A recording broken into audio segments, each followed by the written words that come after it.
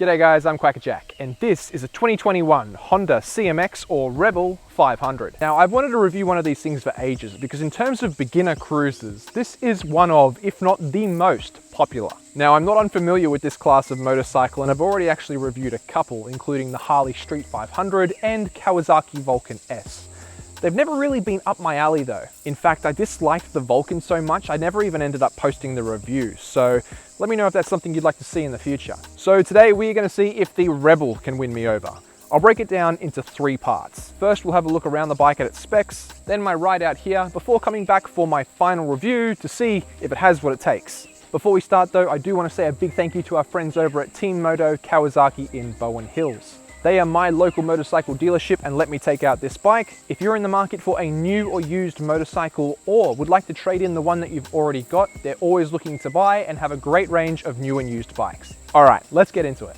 The Honda Rebel last saw a substantial update back in 2020, and this 2021 model with just under 13,000 Ks on it is coming in with a price of $8,990. To move it along, there is a 471cc inline 2 cylinder that produces around 45 horsepower and 43 Newton meters of torque. There are 41mm telescopic forks at the front end and twin shower shocks at the rear, which are adjustable for preload. To slow you down, up front is a single 296mm disc with 2 piston caliper, while at the rear is a single 240 with 1 piston caliper, and the bike does come with ABS. You'll be sitting very low thanks to its bobber-like design at only 690mm on a bike that weighs 190 kilos with its 11.2 litre tank fully fueled. Let's also have a listen to the stock exhaust.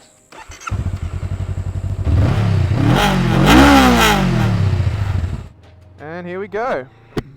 Alrighty guys, well today we are on a 2021 Honda Rebel or CMX 500.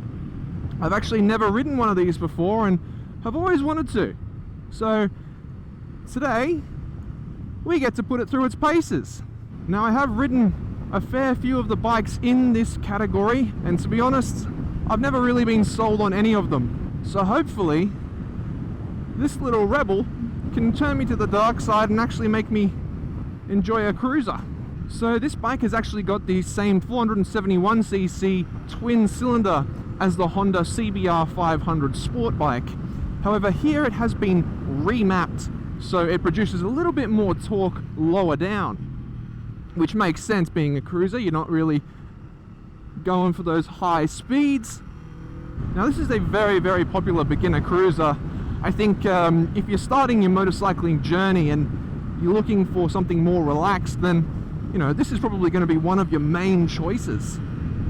This, the Vulcan, or now Eliminator from Kawasaki, I gotta say, it's actually feeling pretty good right now, going through these little twisties.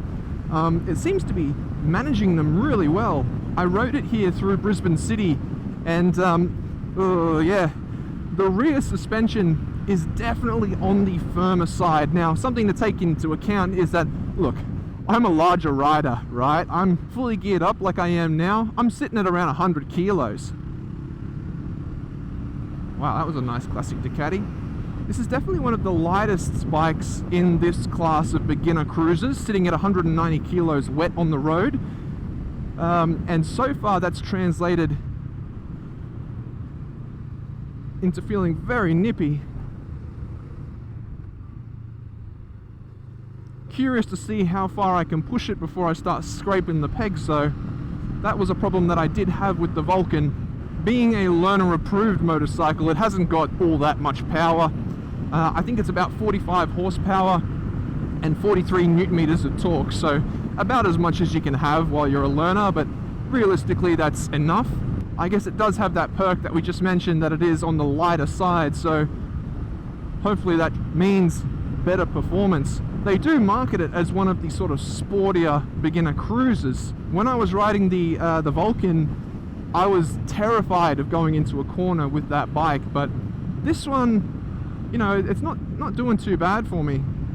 It definitely feels like it can sort of turn quite well. Now I'm not sure how well it'll translate into the microphone, but it's actually got quite a nice little growl in the exhaust. This one is stock standard, and yeah, it's a little bit throaty. Maybe you can hear that. A few few riders out and about today, which is not normally the case when I'm out riding. Very quick to turn. I like that. Okay, let's see how it goes here. Got my heels up just in case.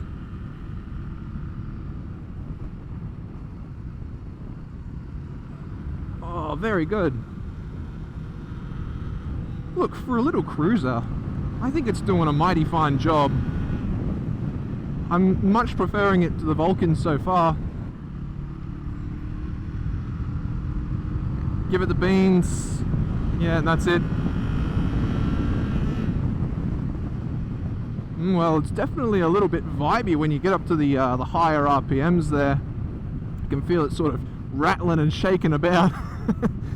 Yeah, so that suspension, can you see that? That suspension is definitely on the firmer side. It's for my heft, a little bit harsh. Oh, yeah. If you are a larger rider, you're definitely going to be wanting to tweak the back end a little bit, maybe make it a little bit softer. Because even the smaller bumps in the road, I am feeling quite a lot of. Now that we're going a little bit slower, let's have a chat about the seating position and ergonomics here, because, you know, I'm on the taller side, I suppose, a little bit over 6 foot, and I'm not uncomfortable, but I think if you were any taller, you would be starting to feel a bit more cramped, especially in the legs. Your legs are sort of like this. They're not out in front of you, they're sort of straight under your knees. On the right side, you do have the engine sticking out too, and that's sort of rubbing against my my calf a little bit. We'll see how that fares once we've been riding for a little bit longer. The slow speed handling's been pretty good so far. I haven't really had any issues going around corners.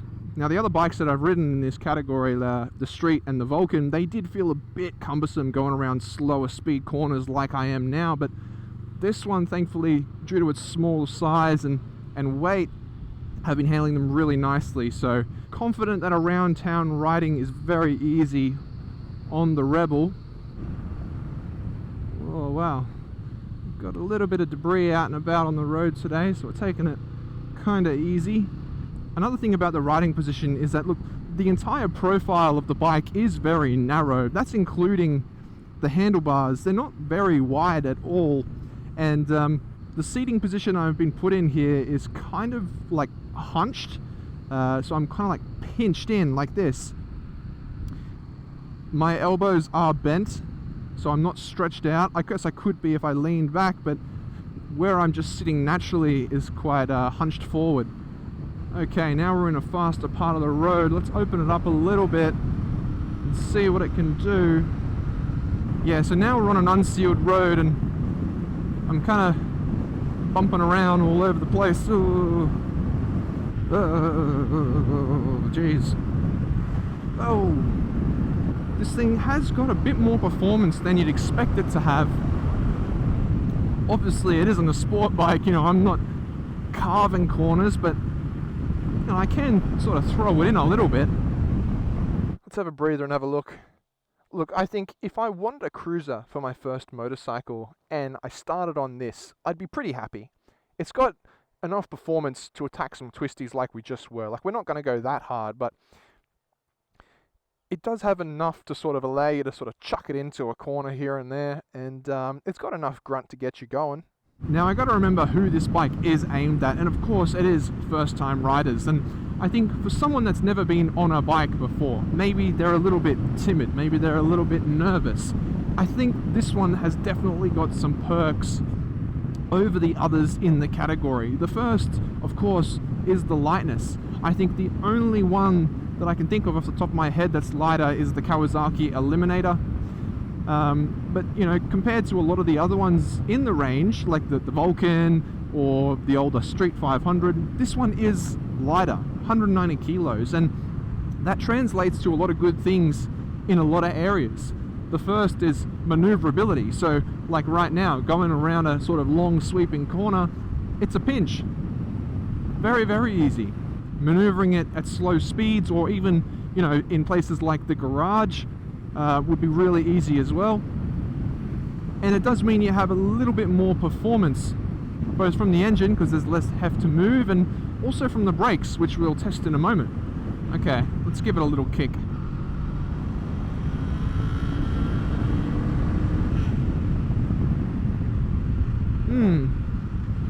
Doesn't really seem to enjoy being revved out. Now oh man, that's a fucking thick ass bug. Jeez. Oh man, there's a lot of bugs out today. Oh, shit. God, getting splattered. Far out. One other thing to note is that behind here, look, we do have the speedo, but we don't actually have a tack. So, you know, if you're a learner rider, I guess it's not a huge deal, but you won't be able to see how high up the rev range you are. It does, however, have a gear indicator, and in my books, that's much more important. If you're on a learner bike and it doesn't have a gear indicator, it can be hard to learn, you know, and know whereabouts you are. A learner can get lost going up and down the gears very easily. Like, it can happen. So this one does have a gear indicator, which is a plus, but no tack. So just something to keep in mind. Yeah, I do really have to commend it on its slow speed handling. It's very, very good. And I think a learner rider, again, that's something that you'll appreciate. It is a vibey little motor, this one. It does give you some vibrations. It's not distracting until you get it up to the top of the rev range, which again, you won't really know because you don't have a tack, but you'll feel it. It doesn't seem to like getting to the top of the rev range. Yeah, this is definitely where it's happiest, just at a sort of slow speed cruise through a nice windy road.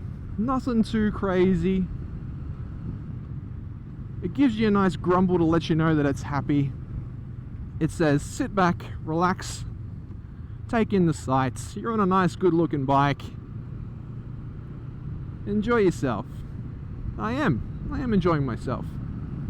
And then when you want to take it a little harder, it'll do it. It'll do it for you. Now normally when I'm going along here, I'm on a big powerful bike and I don't really get a chance to look at that view, but it's very nice. It's the first time I've noticed it. Alright, let's do the brake test and start with the rear. Yeah, okay, a little bit soft, but it's got enough bite. And let's do the front. The brakes, they don't have a lot of initial bite, but once you do start to really squeeze on them, they'll do the job for you. Now clearly I'm not, you know, attacking these corners or really going gung-ho, and you know, I'm okay with that. Like, I don't really feel the need to on this bike. I know it's got the name of the Rebel, but I guess I'm a rebel without a care. I don't really want to, I just want to sit back and cruise. Just sitting back, taking in the view, baby.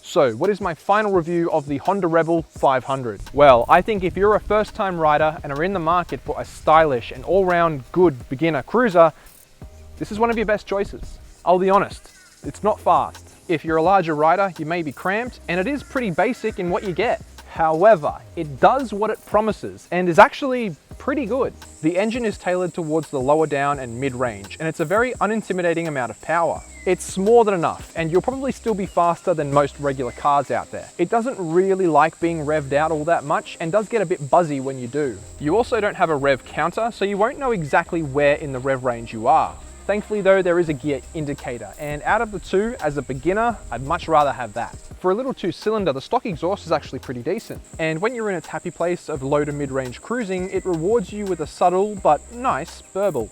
Now, let's be clear, this is not a sport bike and you're not carving corners. But I was impressed with how far you're able to push it, and it's the best handling beginner cruiser that I've ridden.